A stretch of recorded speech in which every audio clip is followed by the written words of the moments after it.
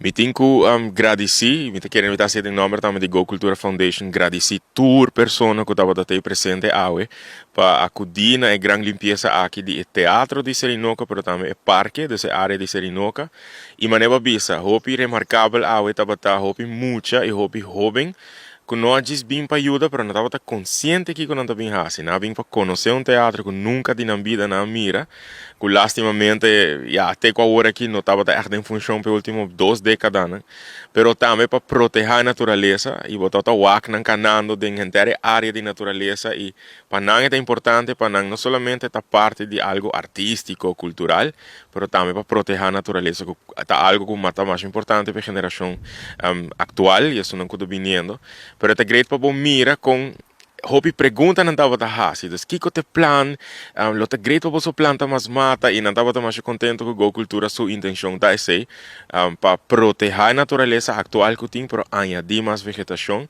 Pero além nada estava echt dia hopi great. Nossa planta mata, nós não conhecer teatro, tá net riba é sign de teatro, desse sign bio, teatro de Serinoca, net riba je, nossa escolhe mata tuturutu para planta awe, que mata que de caso que tá floria oranho, é color de go cultura, é color que tá é color de identidade também, color de criatividade.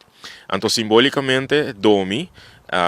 pero acompanhar para tudo muito não e jovem que está aqui presente, acompanhado de nós também de agricultura, nós planta mata para simbolizar começo de era novo para Serinoca, pero também para simbolizar com importante etapa nós cultivar tudo o que nós planta e para depois nós cosechar coisas positivas, de caso que cultivar, proteger,